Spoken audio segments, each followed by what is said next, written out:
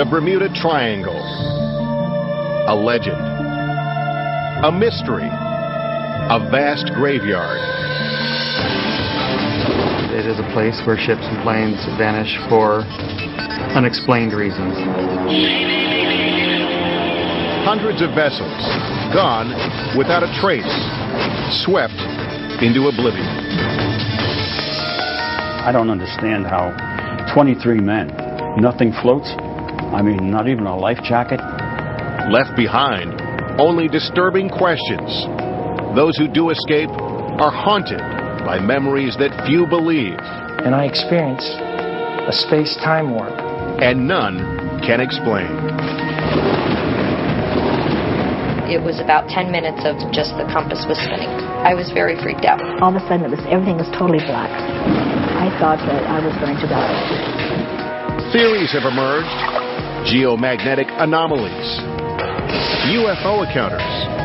It sat there and glowed for, I guess, 2 or 3 minutes and spun. Government conspiracies. The U.S. military, I think they know a lot more about the anomalies here than they are saying. Is the truth hidden within a secret underwater naval base? Or in a cryptic message from someone supposedly dead? The telegram said, "You've been misinformed. I am very much alive." Now we take on the triangle from every angle with a massive, unprecedented exploration into the mysterious death trap. We'll retrace a doomed military mission through the heart of the Bermuda Triangle, when 6 planes and 27 men vanished in a single day. 60 years later, no one can still say what happened to them. We'll launch an underwater expedition to find one of the missing planes that no one, including the Navy, has tried to recover. Enlist NASA technology to probe a swamp that could swallow planes whole. 5 aircraft can easily vanish in there. And pursue a bizarre connection between the Triangle and the lost city of Atlantis. Through these portals, suddenly these people go. And they're living in another dimension.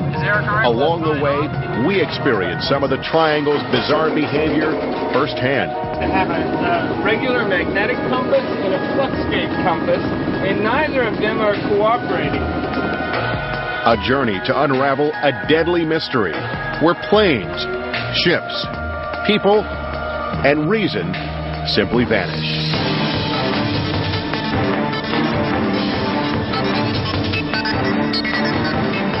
The Bermuda Triangle, startling new secrets.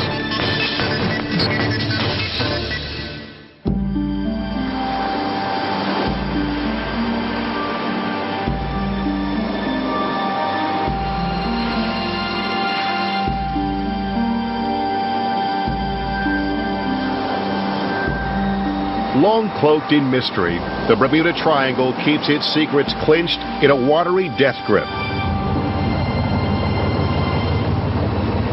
Meddlers and adventurers. All right, let's go take a look.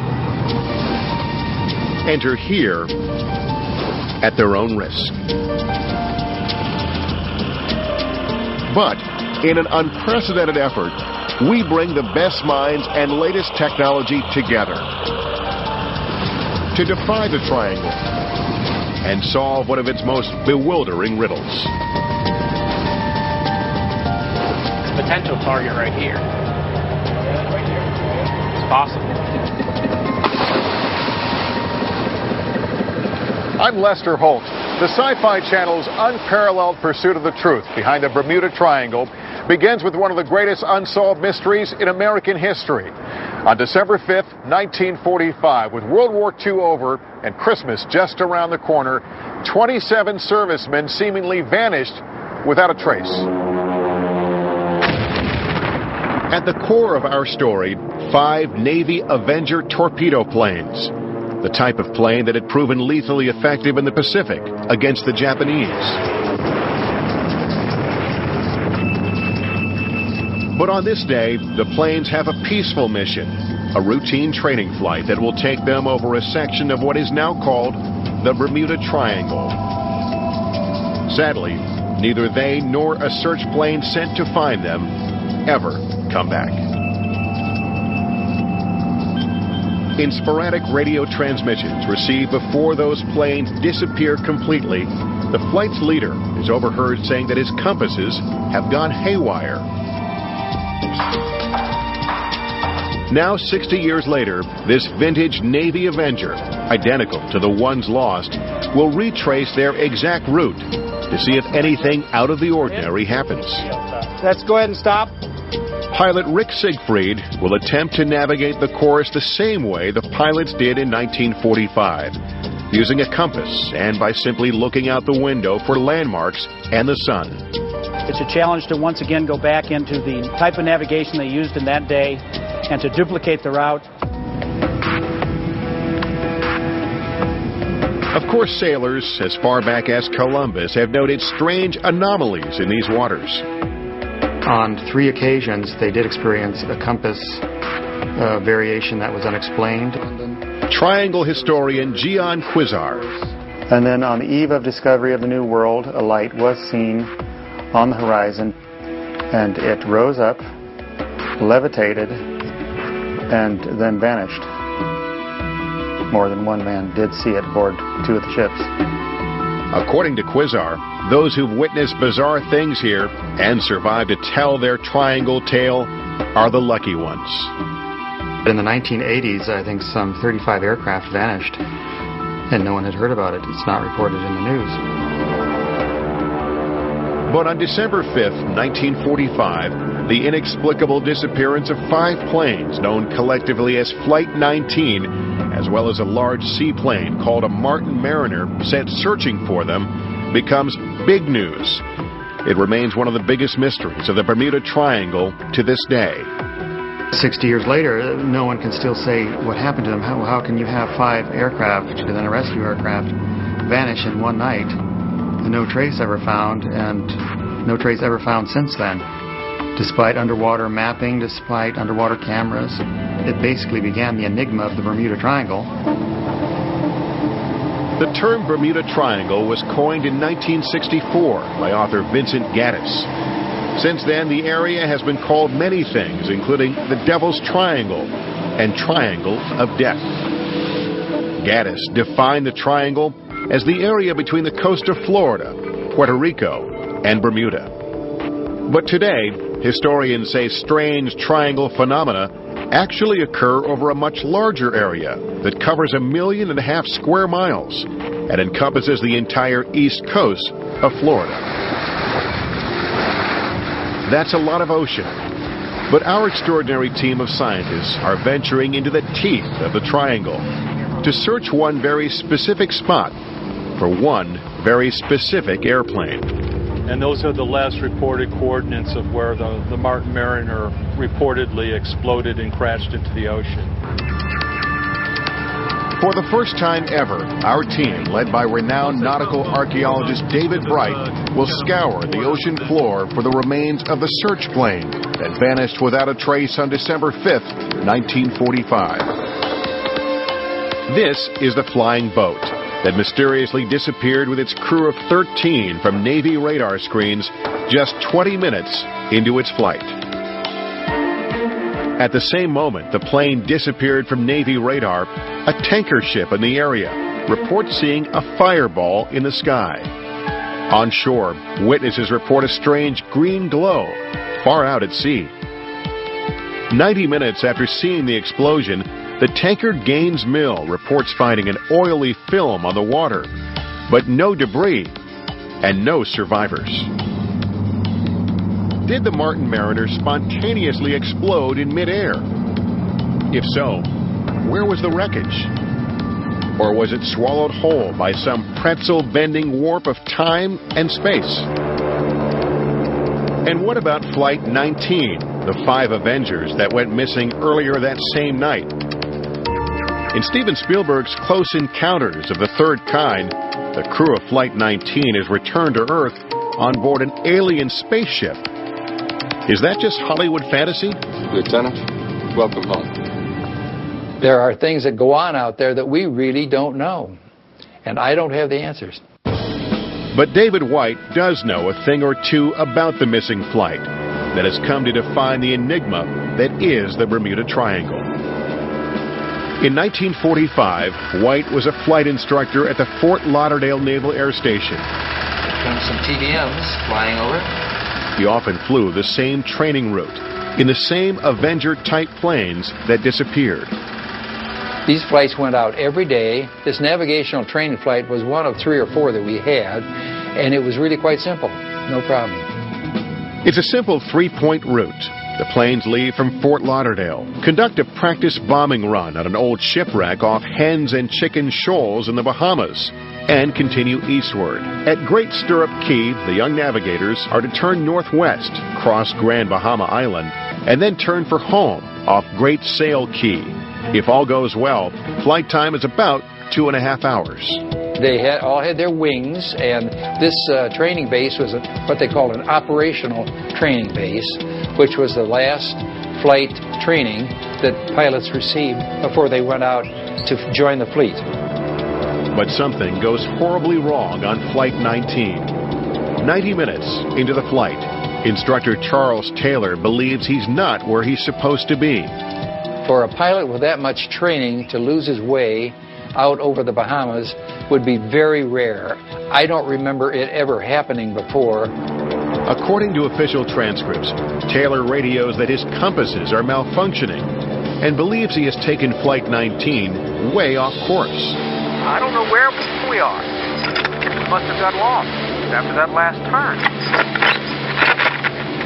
What is not clear is if the other pilots are also getting similar readings on their compasses.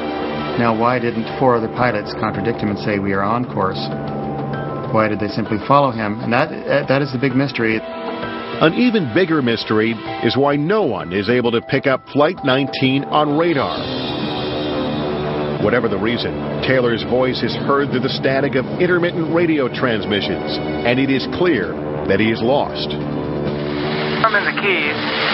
Don't know how far down. Don't know how to get to Fort Lauderdale. By 4:26 p.m., the time when they should be landing, Flight 19 is in deep trouble. With only an hour of daylight and an estimated 2 hours of fuel remaining, there is disagreement among the pilots over which direction to take. We would just head west to get home. Thinking he is in the Keys, Taylor wants to head northeast, where he believes mainland Florida is. But one of his trainees, Marine Captain Edward Powers, who actually outranks Taylor, believes the planes are near where they should be, in the Bahamas. Powers wants to head west. At this point, it appears there was a disagreement between Powers and Taylor, and only a few minutes after they went east, you can hear Taylor complaining you didn't go far enough east. And so Powers, apparently at that point on his own initiative, did turn the flight west and assumed command of the flight.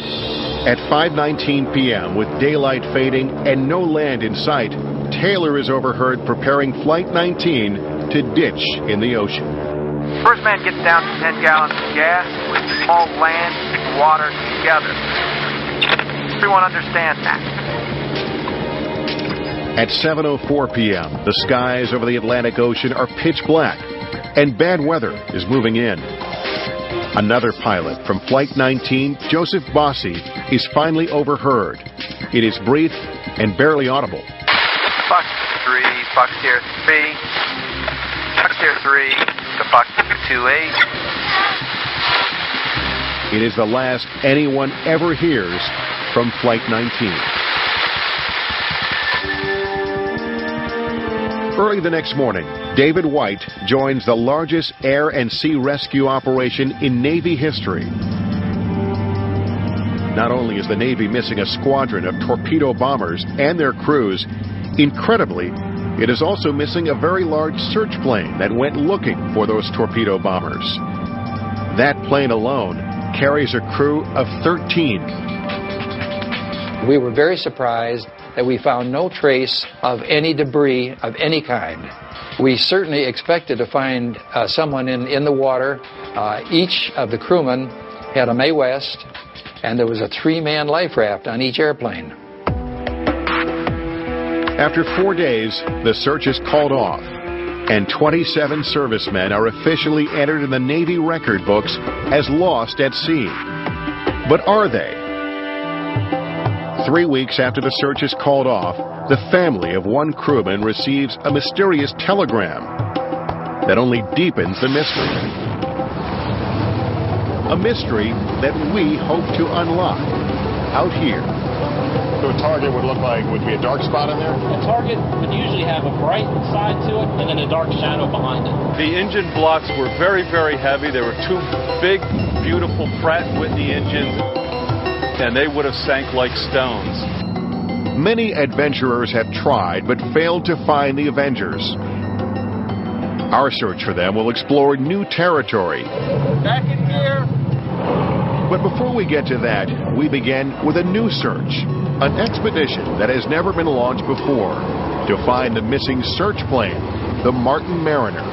They felt that they had the coordinates down and nailed pretty shut. If our scientists and divers are able to find a small fragment, even a trace of the Mariner down there where the Navy says it is, then we may well hold the keys to a 60-year-old mystery. It did sink in this area of the ocean. I have absolutely no doubt about it. As the sun sets over the Bermuda Triangle on a balmy December evening in 1945, a total of 27 American servicemen are flying into oblivion.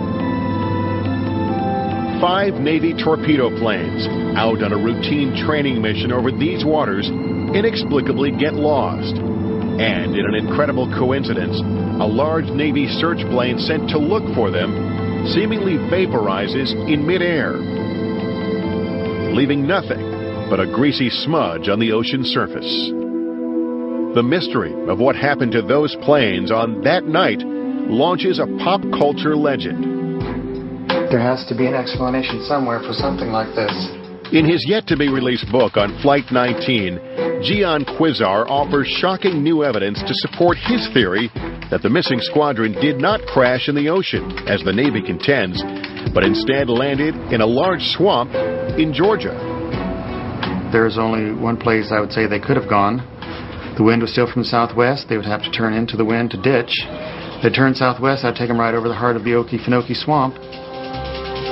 To test Quizar's theory that the 5 Avengers actually landed in Georgia's Okefenokee Swamp, we are, for the first time ever, enlisting the resources of NASA to search for the missing squadron.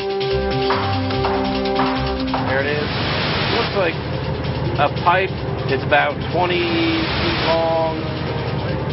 And with an unequaled assembly of scientists, oceanographers, and deep-sea divers, we are scouring the ocean floor, where witnesses on board the tanker Gaines Mill say they saw a flash of fire in the sky at the exact moment the Mariner disappeared from Navy radar screens. But the plane is made of largely aluminum. Would that show up? It will show up on the sonar, but it won't show up on the magnetometer. The target that they've got looks like it's 20 feet long, okay, about this wide, and maybe up above the surface about this much. If successful, we will once and for all be able to answer the question of what happened to those planes. If not, we will once again be left to ponder the extraordinary fate of the men who flew them. Could it be, as some suggest, that the Bermuda Triangle lies at a cosmic crossroads where ordinary rules of time and space don't apply? Is it possible that submerged remnants of an advanced civilization still haunt this vast expanse of ocean? Look into the faces of the missing. Imagine them as they once were, flesh and blood, as alive as you and I. Where are they now? Though it has been 60 years, each left loved ones behind who remember the day they disappeared as if it were yesterday. He was one of the taller ones, I think, in the family. And slim and very debonair, and the girls all were crazy about him. And 22-year-old Donald Arsenault is just as crazy about the girls. Practically every letter he sends home to Lafayette, Louisiana, contains pictures of him with young women. On the evening of December 5th, 1945, his big sister Aline, herself a Navy wave stationed in Washington, sits down to write Donald a letter. Dear Donald, I haven't been able What Aline doesn't know is that at that very moment, her brother Donald, stationed in Florida as a radar man on this Martin Mariner, is about to fly into the history books. The Mariner, with Donald Arsenault and 12 other crewmen on board, is headed east on an emergency rescue mission to look for 5 Navy Avengers that are presumed down somewhere in what is now called the Bermuda Triangle. They are never heard from again. But I remember, my daddy getting the telegram, and I think we were all really upset because we were looking forward to him coming home. For 4 days, the Navy combs the ocean surface with ships and planes, searching for some sign of Donald Arsenault's Mariner or the 5 missing Avengers. I think we heard on the news that it was probably the largest rescue mission since Amelia Earhart. But the Navy finds nothing, not a life jacket or a raft, or even so much as a paper cup. It is assumed that something, perhaps a careless smoker on the gas-laden aircraft, caused the Mariner to explode. But why then was no wreckage found? Without finding debris of any kind, how could anyone know for sure?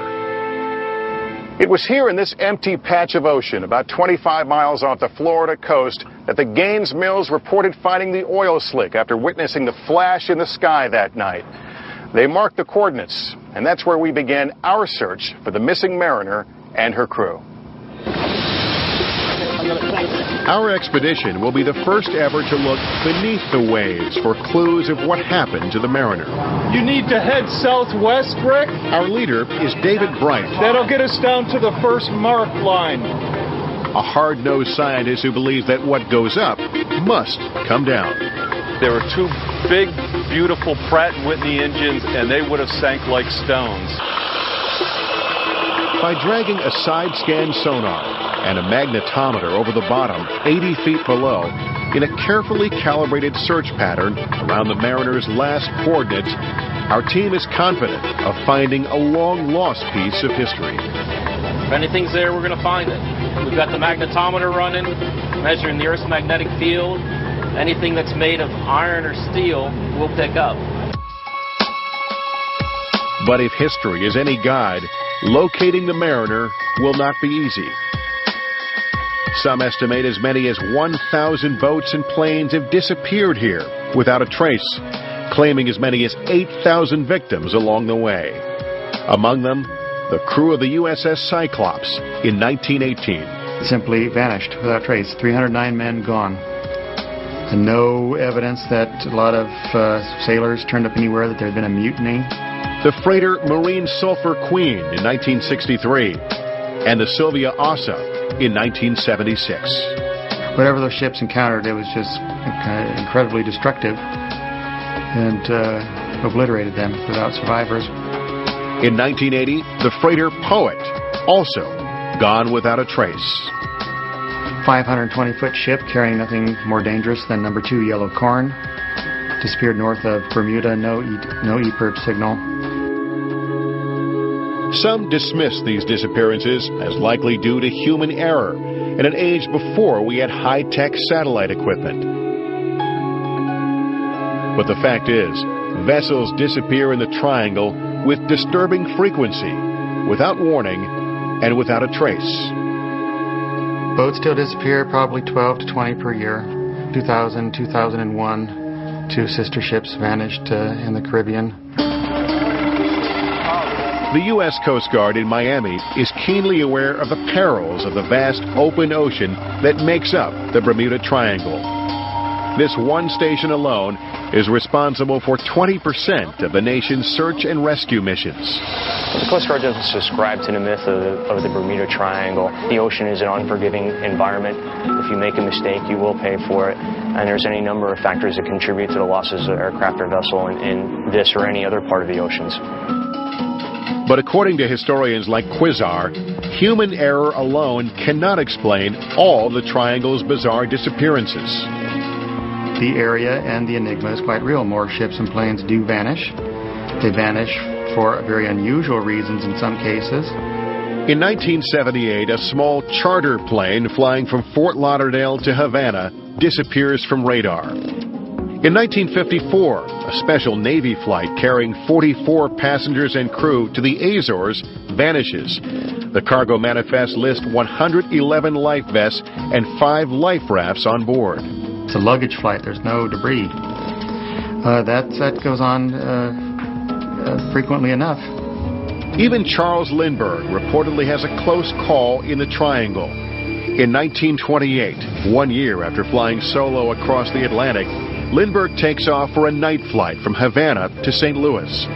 According to published accounts of that flight, somewhere over the Florida Straits, Lindbergh's compass begins spinning, and by the time the sun comes up, he is way off course and headed out to sea. Down on the ocean surface, our expedition is getting its first taste of triangle treachery as well. How close are we?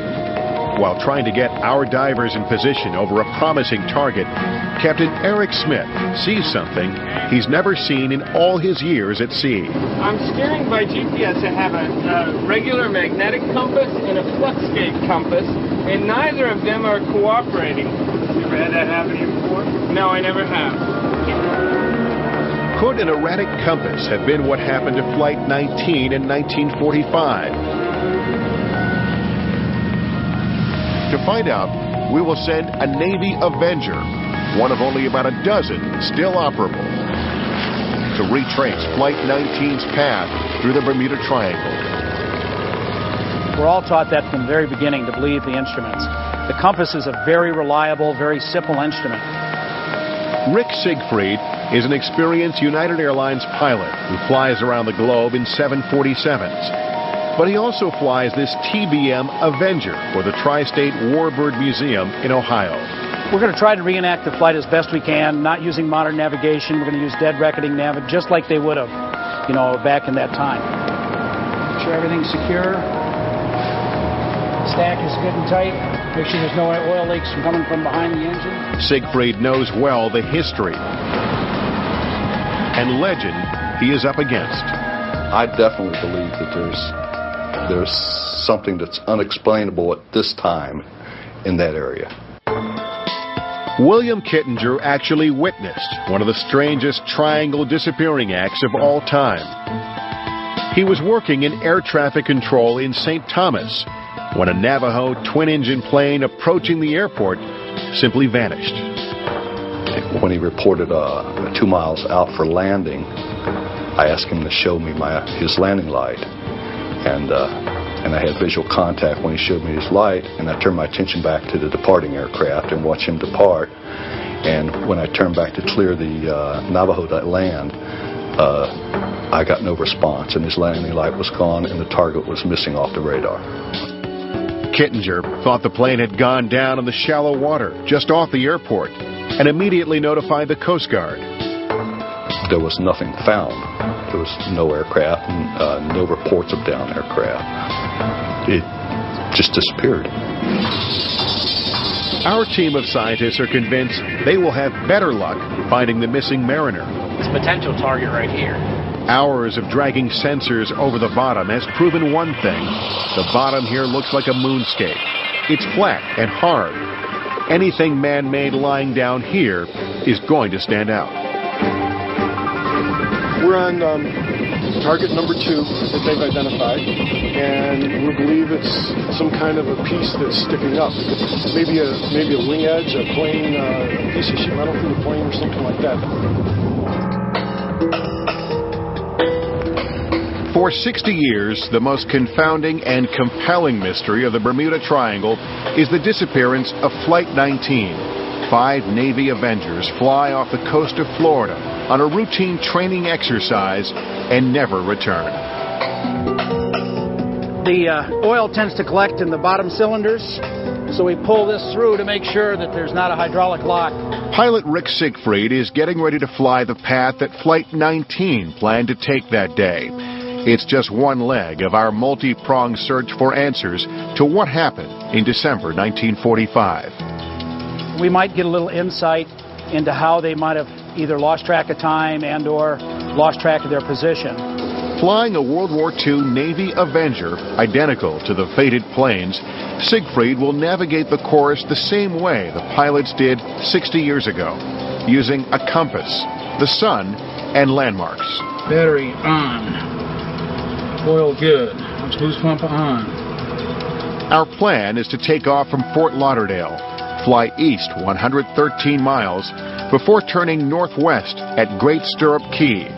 After traveling 73 miles, we'll turn southwest off Great Sail Key and take the 120-mile journey back to Fort Lauderdale. You ready for start?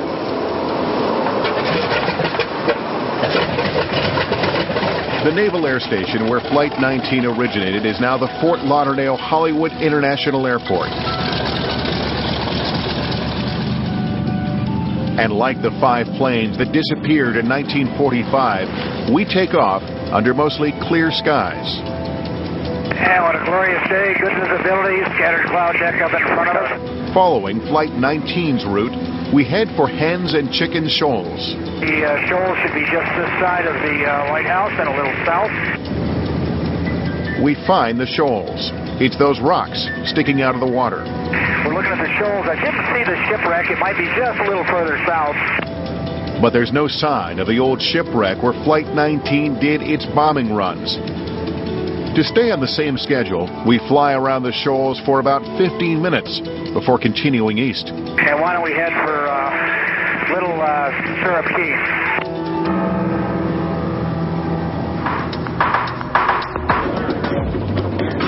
Down on the water, our experts have spent days systematically searching this patch of ocean for some scrap of the Martin Mariner that vanished while looking for Flight 19. This is where the Navy says the Mariner disappeared from its radar screens. This is where a passing tanker reported finding an oil slick. All of our research and conjecture comes down to this: putting divers in the water. One of our vessels, the Sea Dog Diver, has found a target. It's big and it's metal, and it's 80 feet down. Could it be part of the Martin Mariner that disappeared 60 years ago, launching the legend of the Bermuda Triangle? Andrew Driver, a former member of the British Special Forces, is about to find out. Not knowing what awaits at the end of this line, Andrew begins a slow descent, fighting a strong current. At 40 feet, about halfway down, visibility is about 15 feet. Not ideal, but good enough to find a large chunk of airplane, if it's there. Suddenly, at 60 feet, the water temperature drops and visibility is cut in half. Andrew has hit a thermocline, a layer of cold water and thick plankton that will make finding the target that much more difficult. Andrew continues his descent, but doesn't realize he has arrived on the ocean floor until he hits it. Using a reel of line to measure his distance from the spot where the dive weights landed, Andrew begins swimming in ever-increasing circles until gradually a silhouette comes into view, something that looks man-made. Is this the wreckage we've been looking for? Or is it the muted remains of yet another disappearance from the Bermuda Triangle? Beneath this glistening water lies a graveyard littered with the skeletons of unnamed vessels. Their watery deaths remain a mystery. Locating remains of boats and planes known to be missing shouldn't be difficult with all the high-tech sonar equipment now available. It's not such a big ocean anymore, considering what electronics can do. But for unknown reasons, in the Triangle, evidence is rarely found. It has to be something local to the area. It does not occur elsewhere to this extent. And always disappearance, always nothing, and so many. In cases involving crashes or explosions, the lack of debris could be due to the Gulf Stream, which cuts right through the Triangle. With some of the fastest currents in the world, it is like the ocean's superhighway. This means debris can be swept away quickly. But heavy items, like plane engines, huge ships and large pleasure boats should still be there. A boat disappearance is actually more mysterious, but we don't get as much information because the NTSB will not investigate, nor does the Coast Guard, a pleasure craft disappearance. Parts of the triangle are incredibly deep. North of Puerto Rico is what's called the Puerto Rico Trench. Here, the depth drops to 30,000 feet, the deepest point in the entire Atlantic Ocean. And right off Andros Island in the Bahamas is what is called the tongue of the ocean. The water depth suddenly changes from being just a few hundred feet into thousands of feet. This deep drop-off is a dramatic change from the rest of the Bahamas bank, which is extremely shallow. This creates unique patterns in weather and waves. In this sort of confined area, it's almost like a canyon. The water patterns and also wave conditions are pretty strange. Hans Graber is an oceanographer at the University of Miami who specializes in rogue waves. Rogue waves are large waves that defy the pattern of the waves on the surface at any given time. They can be perilous, up to 120 feet in size. Graber thinks rogue waves may be the cause of many a ship's unknown demise. Quite often they come without much warning. They suddenly appear, and that could break over the bow of the ship, and in some cases break the ship in half, or in some cases even push it underwater. If someone is on the deck, I don't think that there's much hope for anyone finding that person anymore. In the spring of 2005, passengers on the Norwegian Dawn, an enormous cruise ship traveling from the Bahamas to New York, experienced the terror of a rogue wave. Out of nowhere, a 70-foot wave slams the boat. Passengers are injured, windows are broken, and 62 cabins are flooded. Rogue waves are just one of the unexpected perils of the triangle. Dangerously deceptive weather conditions are another. They can change very quickly, even hourly, especially in the summertime. You can get very quickly thunderstorms, squalls. An average of 5 hurricanes a year barrel through this area. Also, waterspouts, like this one on the water behind these houses in South Florida, can pop up out of nowhere. These tornadoes over water indiscriminately suck up and spit out anything in their path. The Bermuda Triangle's treacherous waves and weather may cause vessels distress, but they don't explain all the disappearances or answer the perplexing mystery of why so many, like the Mariner, vanish without a trace.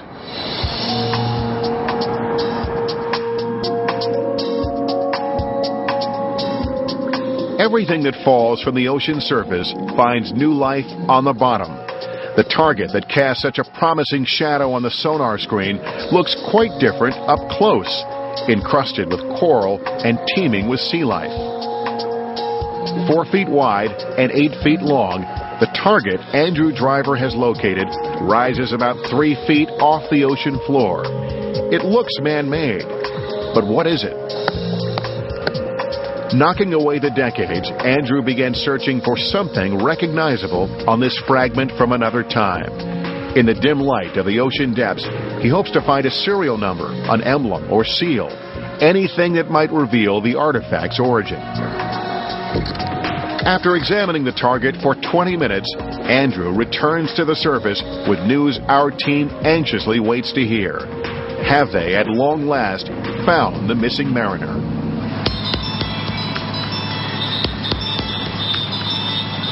The seas are dead calm out on the edge of the Bermuda Triangle. For the first time since it vanished 60 years ago, our team thinks they may have found a tangible link to the missing Mariner. But after 20 minutes on the ocean floor, examining a lost relic, scuba expert Andrew Driver surfaces with more questions than answers. What's it look like? There's nothing that's that shouts out at you, it's an aeroplane. But you know, over the 60 years or so, things could have grown up all around it. Were you able to chip any of it away? Yeah, we chipped away and we dug around with a screwdriver, you know, not wanting to do too much damage to the reef or anything like that, just to see if we could find anything that was, you know, obviously human or metallic. But we didn't see anything.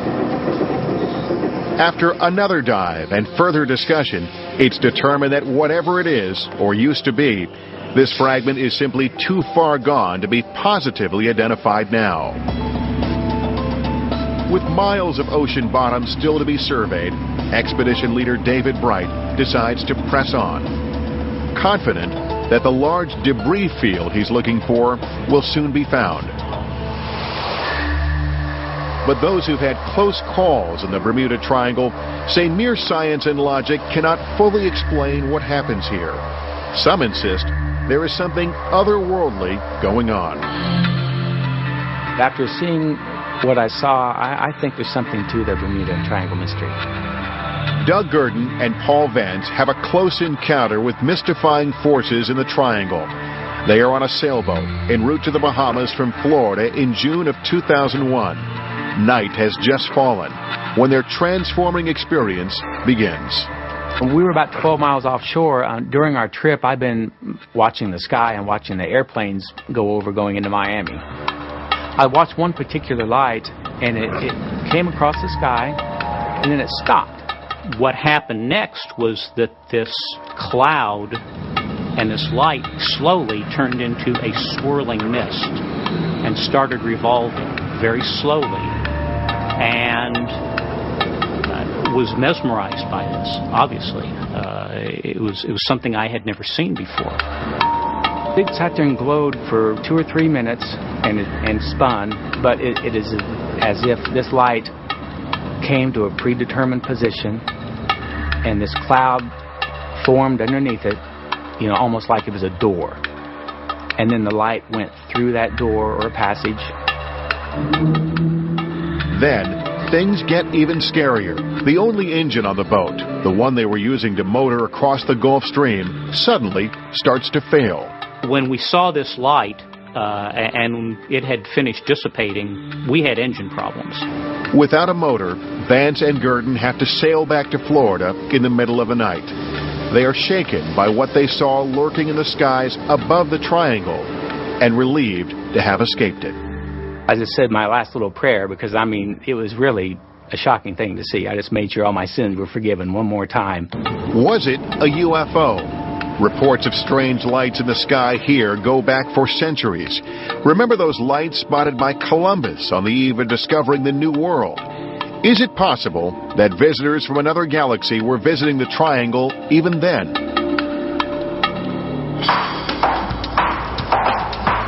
I've been landing the flying boat out at Pilot Bruce Gernon has a UFO experience while flying in his plane off the coast of Florida. It was shaped like a saucer. It was huge, and it was glowing really bright.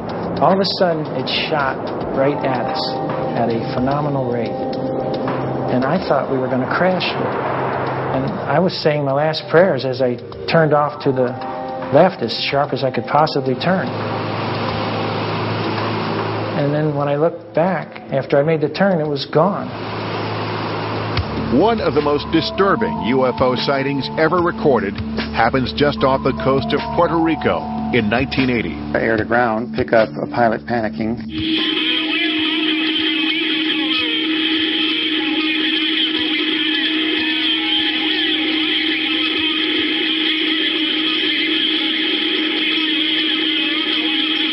His name was Jose Maldonado Torres.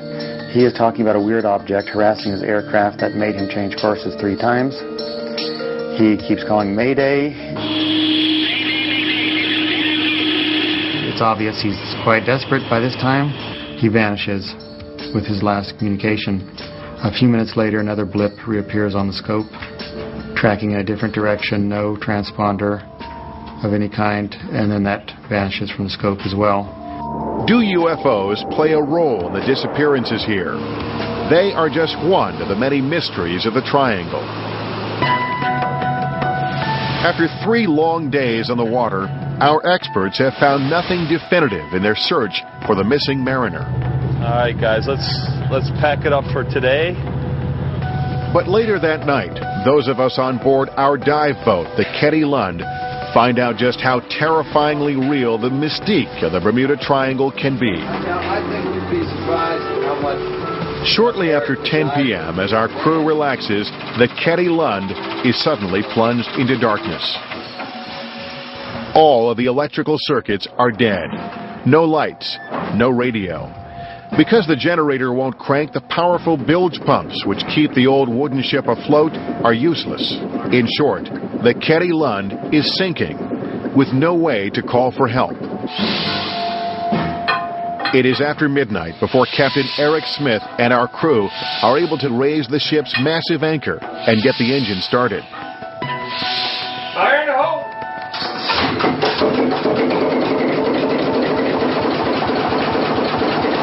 After steaming west for more than 2 hours, the crew is able to use a cell phone to call for help. Is Eric all right with us tying on? Early the next morning, the cavalry arrives, carrying a new generator. He's not going to make it through the gate, so we're going to go right up on the side. All right, we got it. After a night spent struggling to keep the Ketty Lund afloat, our bedraggled crew begins another day, thankful to have avoided becoming another statistic. Okay, I see our destination.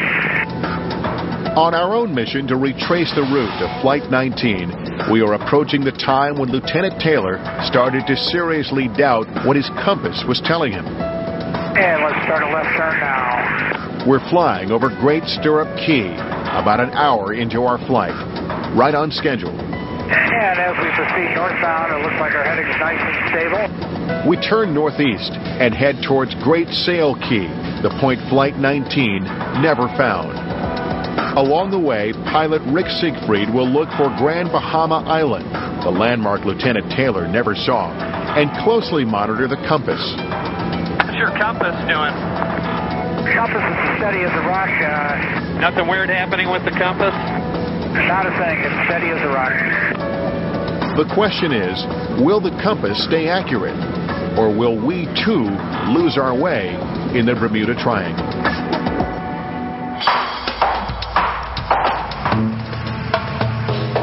It seems like anyone who spends time in this area has a tale about electromagnetic malfunction or spinning compasses. Remember when our captain struggled to get an accurate reading from his compasses? I'm steering by GPS. I have a regular magnetic compass and a fluxgate compass, and neither of them are cooperating. Well, there's something about the area of the triangle. There's something, either its placement on the globe, the unique weather conditions, humidity that causes the electric charges, something beneath the sea. But what could it be? Science has no real explanation for phenomena encountered here by people like Krista Brown, a diving instructor in Bimini. My husband Brown and I have been on the boat before with a compass and with a GPS, and the two of them are not aligned with one another. One is telling you to go 25 degrees one way and the other is 25 degrees in the opposite direction. There's some force or some energy or something out there that's causing them not to align up. William Kittinger, the air traffic controller who witnesses a plane disappear, also experiences electromagnetic deviations as a pilot. As I was climbing out of Great Inagua to Port-au-Prince, as I was climbing out, I believe I flew around 6,000 feet. My compass started spinning. I'd never seen a compass do that before. It lasted approximately 5 to 10 minutes, Kittinger had an electronic compass that is still working, but other pilots are not so lucky. Memories of scary magnetic deviations still haunt pilot Carrie Trantham years after a terrifying flight. She is flying solo to Key West one evening. She's expecting an easy flight. There were really high clouds up there, and I thought that everything was going to be great. And all of a sudden, it was like a blanket fell over my airplane, and I was in pitch dark. All of a sudden, I'm not sure what the plane is doing. I lose control of the airplane. Carrie's instruments are totally erratic. She has no horizon, no way to navigate. She is engulfed by what seems like a thick fog. I wasn't sure if I was upside down, right side up, going north or south or what. I thought that I was going to die. She levels her wings and tries to call local air traffic control for help, but even the radio has inexplicably gone out. I tried to contact the radio frequency that I had been given before this happened. I hadn't talked to that controller yet, so I tried to call that controller. There was no response. Finally, after what seems to Carrie like an eternity, the lights of Miami appear. Her instruments start working again, and she navigates her way home. Is Carrie Trantham surrounded by some kind of strange and dangerous fog? Krista Brown, the diving instructor in Bimini, says she has encountered bizarre fog out on the water. About a mile out, a fog just overtook the whole entire boat. All of a sudden it just like appeared like a cloud, and then it just encrusted all around us. It was very disorienting because you didn't know where you were going. You couldn't see any other landmarks. Fog is created over water when the water is warmer than the air. But Krista says those conditions weren't in place. It was kind of freaky. Very, very, very strange. Does this fog have an electromagnetic component to it? Could magnetic deviations be the key to the mystery of Flight 19?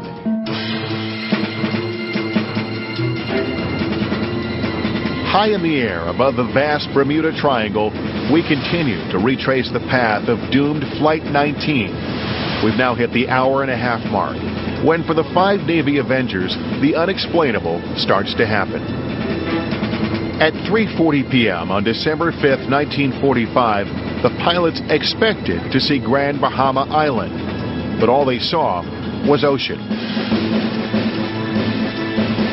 I definitely am starting to see the landmass, which I am going to assume is Grand Bahama. It's about the only large landmass out here. About 90 minutes into our flight, we fly over it. Boy, I can't see how anybody would have missed Grand Bahama Island if they'd been anywhere close to the right point. This is the point in time when Lieutenant Taylor notices that both his compasses are acting erratically. He gets confused. Does he have spatial disorientation? Or is he a victim of something stranger? One individual who thinks he holds the key to the mystery of the Bermuda Triangle is pilot Bruce Gernon. While flying from Andros Island in the Bahamas to Miami in 1974, he has an experience that is so bizarre, he spends 30 years researching it. About 30 miles into his trip, he enters a strange cloud. An unusual thing about it was that it seemed to come right out of the ocean itself. It had no base or no ceiling to fly under. So I penetrated into it, and it was eerie inside. It was full of electricity, but there was no precipitation. Then, Vernon says the clouds formed into a strange, perfectly shaped tunnel, and he was trapped flying in it. These strange lines formed, and they were spiraling and turning counterclockwise very slowly. And then I noticed my electronic instruments weren't functioning properly. Even the magnetic compass was slowly rotating counterclockwise. We contacted Miami Radio, and they were unable to locate us on radar. A few terrifying minutes pass, and then the spiraling lines of the tunnel suddenly disappear. To his astonishment, Gernon realizes he is right over Miami Beach. So I immediately looked at my watch and noticed I'd been flying only 33 minutes. But once I entered the tunnel, time and space started to change. And I experienced a space-time warp. And it only took me 3 minutes to travel to Miami. So that's 100 miles in 3 minutes. After years of research, Gernon concludes that he was enveloped by a phenomena he calls electronic fog. This electronic fog has the capability of attaching itself to boats and airplanes. Gernon says pilots can suddenly find themselves stuck in this fog, which clings to vessels, inducing spatial disorientation. He thinks the fog causes electromagnetic malfunction. Instruments no longer work. The pilot has no sense of direction and no means to navigate. Electronic fog, he says, can be so intense that it creates a time storm, like the tunnel he narrowly escaped. Many of the planes and ships that have disappeared may have entered into a time storm that was so intense that they disintegrated. Gernon is not alone in thinking that time and space disorientations occur in the triangle. One theory is that Flight 19 traveled through a portal to another dimension. In scientific terms, this is called a wormhole. A wormhole is a shortcut, like a subway tube, that allows you to go from point A and point B and never go faster than the speed of light. It allows you to punch a hole in space and essentially take the shortcut to reach a distant point in space and time. Michio Kaku is a physicist at the City University of New York. He says mathematics show that wormholes can, in theory, exist. But so far no one, at least not on our planet, has found a way to harness them. We have to open our mind to the possibility of a civilization 1 million years more advanced than us, that a Type 3 civilization may be able to use Einstein's equations to essentially bend space-time into a pretzel in order to punch a hole in space and in order to utilize the power of a wormhole. Wormholes may seem like a dark and far-fetched fate for Flight 19. But even more sinister scenarios exist, including allegations of a Navy cover-up. Among those with suspicions is the family of George Payanessa, a radio man on Flight 19. His nephew Frank thinks there are still many unsettling questions. I don't understand how 23 men, nothing floats. I mean, not even a life jacket, piece of fuselage, some kind of equipment. I don't understand it. 3 weeks after Flight 19 disappears, the Payanessa family receives a disturbing telegram that haunts them to this day. The telegram was sent the 26th of December at 10:15 in the morning. Said, "You've been misinformed. I am very much alive," and it was signed Georgie. The telegram can only be one of two things: a sick prank or evidence of some kind of Navy conspiracy. A small detail, the use of her son's nickname, leaves George's mother convinced that the telegram is real. She doesn't think that if it was signed by anybody else, it would probably have said George. And my aunt believed, until she died, that Georgie was alive. She felt that there was a cover-up. There is another puzzling thing about the telegram. It is sent to George's brother Joseph at an address that would not be easily available to anyone outside of the military. Would someone in the loyal ranks of the Navy be so cruel as to think this was a funny prank? The thing that puzzles me is not only the telegram, but the fact that they knew my father's address at the Marine Corps barracks in Washington, D.C. One of the reasons people theorize the Navy may be involved in unexplained disappearances in the Triangle is because of AUTEC, a top-secret U.S. Navy testing facility. AUTEC stands for Atlantic Undersea Test and Evaluation Center. Underwater training exercises are performed here with missiles and submarines. I believe that it's not a coincidence that the U.S. military has located AUTEC here in the Bermuda Triangle. I think they know a lot more about the anomalies here than they are saying. This unauthorized footage shows the above-ground portion of AUTEC on Andros Island in the Bahamas. It is located just feet from the tongue of the ocean, where the depth abruptly plunges by thousands of feet. The deep blue channel you see here is for submarines. We made repeated requests to interview someone from AUTEC and get a tour of the facility, but were denied. Suspicion about AUTEC's role stems from rumors about highly classified Navy electromagnetic tests during World War II. the rumors are the basis of a movie, The Philadelphia Experiment, about a covert military project to make ships disappear. In the movie, the test goes seriously wrong. Get back, get back, get back. The movie is based on an alleged Navy experiment in the 1940s called Project Rainbow that was shrouded in secrecy. It was probably an unidentified project during the war in which they were either trying to make a ship invisible to radar or invisible, quote unquote, to magnetic mines. If doing that, they might have encountered an enormous coronal phenomenon. The coronal phenomenon is another unexplained triangle mystery. Flashes of colored light in the sky, like the flashes reported at the time the Mariner disappeared. Could ships and planes unknowingly steer into secret tests being conducted at AUTEC? Some believe AUTEC is a cache of clandestine operations that they conceal undisclosed vessels, including underwater submersible objects called USOs. I think the AUTEC facility has UFOs and USOs, and that some of the phenomenon is coming from that base.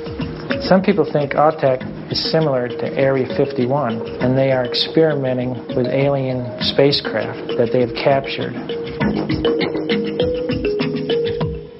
AUTEC's role in electromagnetic testing remains unknown, but others confirm that electromagnetic phenomenon exists. It's been done in laboratories since then by accident as well, in which you lock up magnetic fields and it causes very bizarre reactions, including the disappearance of metallic objects. In the late 1970s, engineer John Hutchinson creates extraordinary magnetic vortices with equipment crammed into his apartment. He seems to levitate objects like this saw and this broom. He appears to make plates spin and coins jiggle. This is his footage, which no outsider has ever authenticated. But if it is as strong as it looks, it suggests that manipulating electromagnetic forces can have drastic consequences, results that raise new questions about what happened to Flight 19 and who was involved.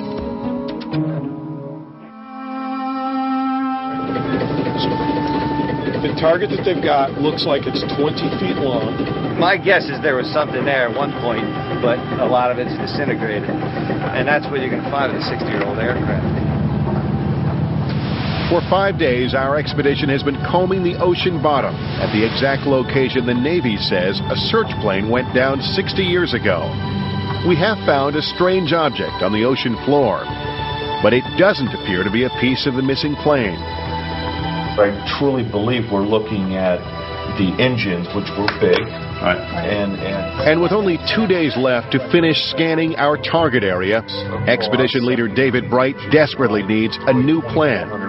We know where it's not, which isn't necessarily a bad thing. So, armed with the best equipment and best information available, it is now up to some of the best minds in underwater archaeology to determine the Mariner's final resting place. Do you know from the radar at what height it dropped off? Was it, Just how high and fast the Mariner is flying when witnesses on the Gaines Mill see that fireball in the sky are just two of the many questions stumping our team. They found no debris but just oil. Okay, so they did find oil. So what does it mean if you find an intact oil slick with regard to a plane crashing? It means a tank had to hit intact, at least one fuel tank or one fuel cell.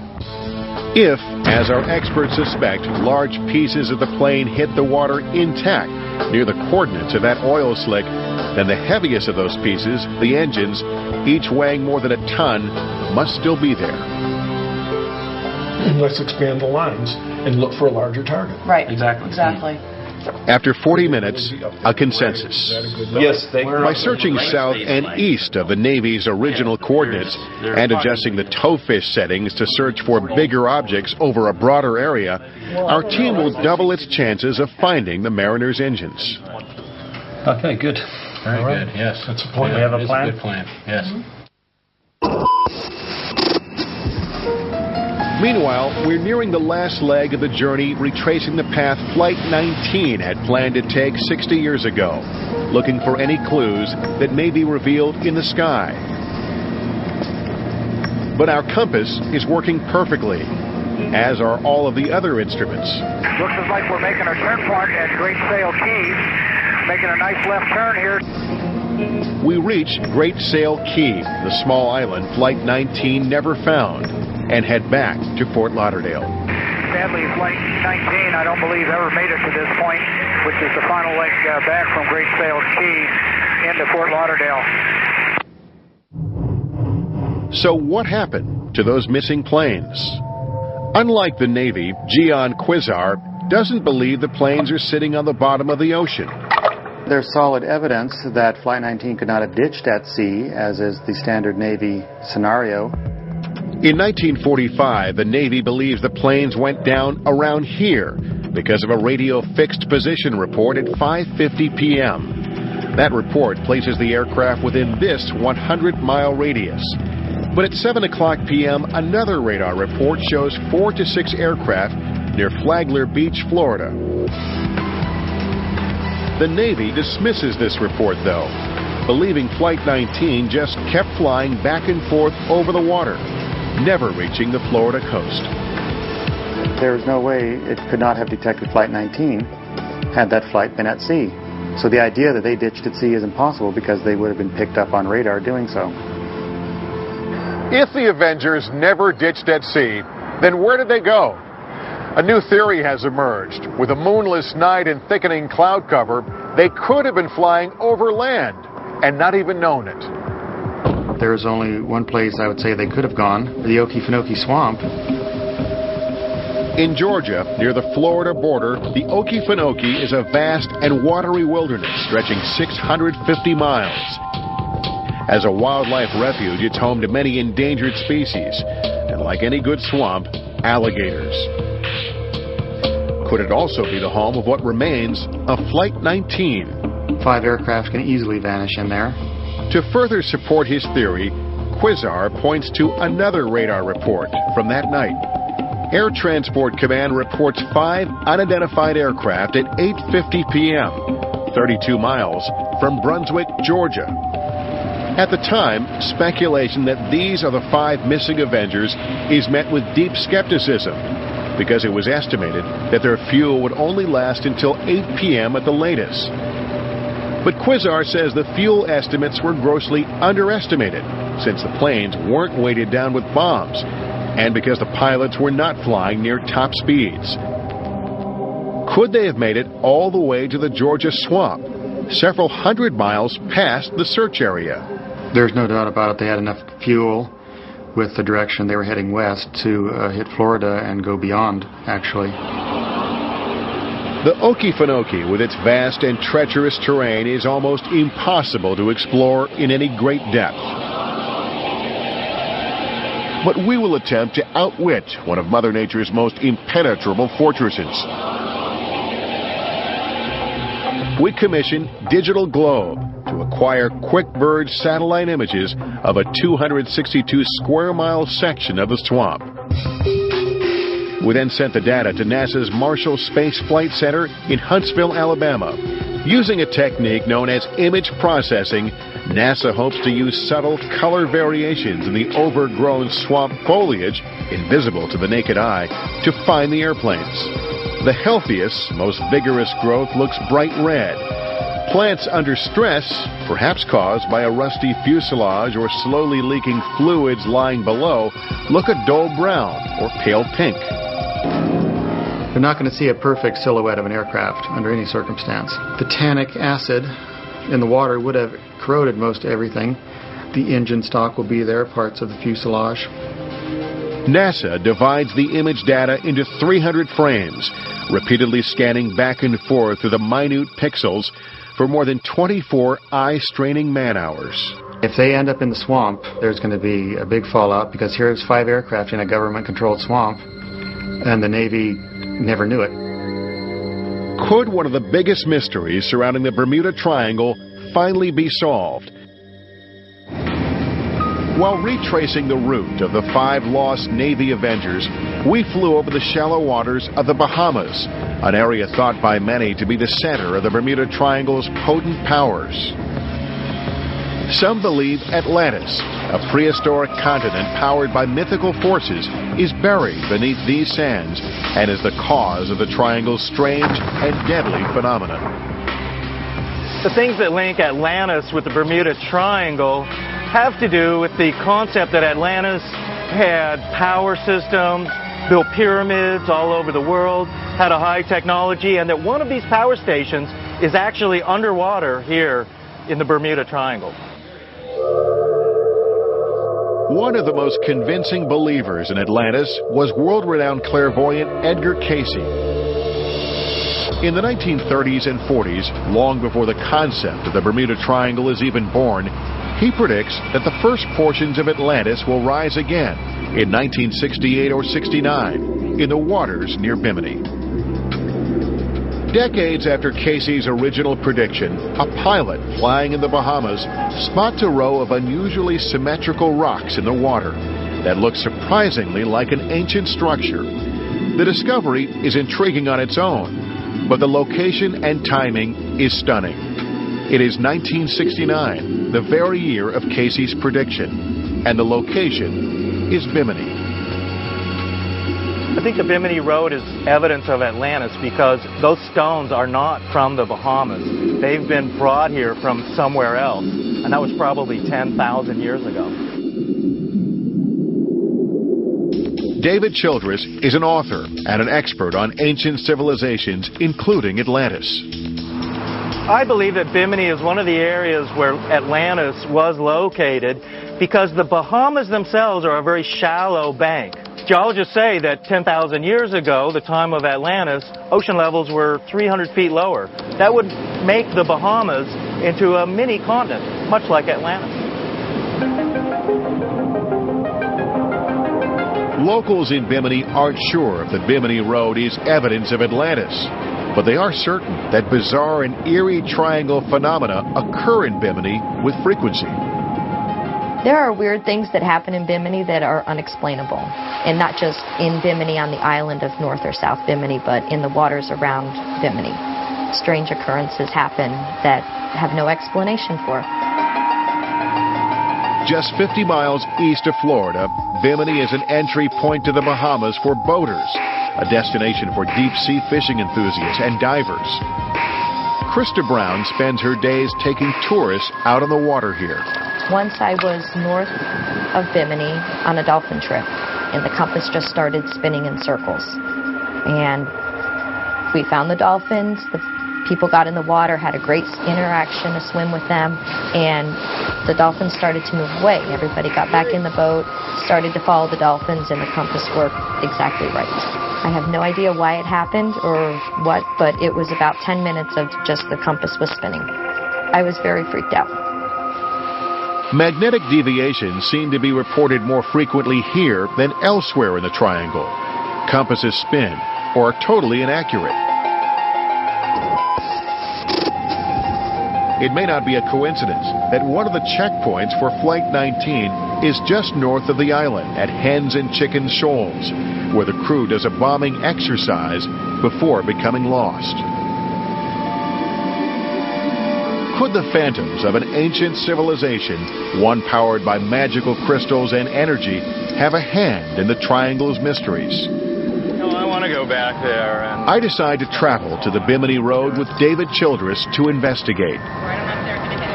We charter a dive boat to take us on this unprecedented excursion and head out to the underwater site to have a look. Explain to me, though, what Atlantis has to do with the whole phenomenon known as the Bermuda Triangle. One of the concepts with Atlantis is that this civilization that's from over 10,000 years ago not only built roads and bridges and port cities, but they also built these giant pyramid power stations. These things, in theory, are underwater now, and they occasionally become active.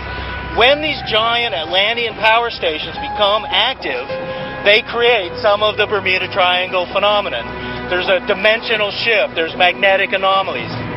your compass is going to start spinning and go crazy. Your radio suddenly won't work correctly. Even as you look out around you, the ocean and everything looks different. 15 feet below us is the famous Bimini Road, the row of rectangular large stones, and the question that's always asked, are they man-made? Could they be linked to the lost city of Atlantis? We're about to go down and find out. All right, I'm good to go. We're good to go? What do you think? We'll just jump off the back and we'll be doing it? Yeah. David and I snorkel over the stones, looking for signs the road is man-made. Geologists claim the stones are just beach rock, sand that has hardened over hundreds of years. But their placement is oddly symmetrical. While these rocks have been tested by geologists, lab results have been inconclusive. All old stones are natural, so testing their age doesn't prove anything one way or another. Only tool marks could prove that the road was assembled by man. To get a better look at the stones, David dives deeper. He believes the scientific community is hesitant to believe the truth, because doing so would turn history on its head.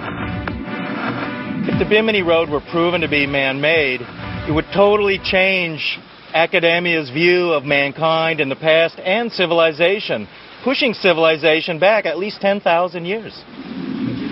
Modern science is still struggling to get conclusive answers about the origins of the Bimini Road. But given Edgar Casey's clairvoyant predictions, we enlist a psychic, Judy Calley, to see what she thinks about the link between Atlantis and the Bimini Road. I can feel the energy of the city. I can feel the expansiveness of how large it is. It is huge. It's absolutely huge. I can feel the energy of the crystals. Judy says the mythological crystals of Atlantis are actually catalysts for the unexplained disappearances in the triangle.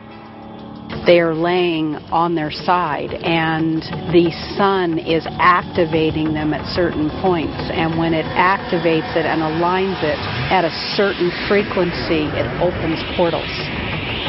And through these portals, suddenly these people go. And they're living in another dimension. It's like a frequency away. Locals say that 30 miles east of here is one of these portals, the one they say Flight 19 went through. They claim diving there is spooky. The water is always murky, even when it should be clear. There are these vortex areas around the world that are portals into other dimensions, and one of those appears to be here in the Bahamas. Did Flight 19 go through a vortex? Were they sucked into another dimension? If so, we have no hope for finding the planes. Coming up, one last chance to crack the code of the Bermuda Triangle. Tell David that I'm not going to proceed into a thunderstorm. But the triangle doesn't easily surrender its secrets. The conclusion, the Bermuda Triangle, startling new secrets when we come back.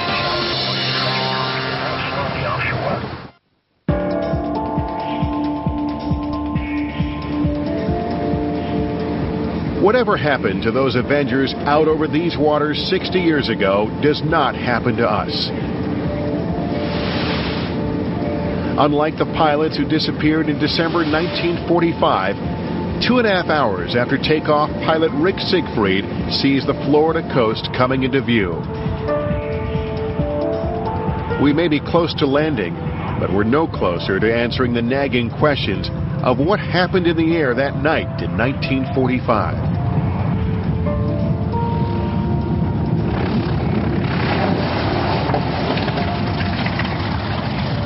Fly that all at 1,000 feet and kind of put yourself in the same position that Flight 19 was an interesting experience. It was successful. You know, we made the last leg, which unfortunately they never had an opportunity to do that. And what about the theory that Flight 19 crash-landed in Georgia's Okefenokee Swamp? After searching our target area of the swamp, the best space-age technology available could not definitively answer that question. It remains entirely possible that the fate of Flight 19 may yet be found here.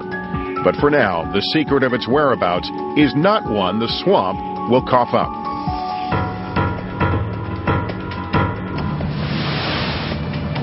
Ultimately, violent weather forces our elite team of scientists to abandon their search for the missing mariner. We don't know how long this cell is going to be here or whether it's going to be multiple cells coming through. After 6 days on the water, searching 5 square miles of ocean around the last reported coordinates of the Martin Mariner, we found nothing definitive. The fate of the Mariner is now an even bigger mystery. Yet another secret the Triangle refuses to give up. Storms will be quite strong with the potential for frequent to excessive lightning. Wind gusts to 60 miles an hour. A 1.5 scale and an isolated tornado. The greatest threat appears to be... Did we fail to find the Mariner because the Navy made a mistake when recording the coordinates? Or did we fail to find the Mariner because it was never there to be found? Now it becomes even more of a mystery. Maybe it just flew into space. For the families of the men who disappeared on that December night 60 years ago, there will be no closure. Just renewed interest in the fate of the handsome young men who stare back at them from old photographs. I wish you could have found something. Then, we'd have known for a fact exactly what happened and what happened to Donald. But now you tell us you found nothing in a 5-mile area, So where is it? I just don't think that a void opened up and then swallowed them.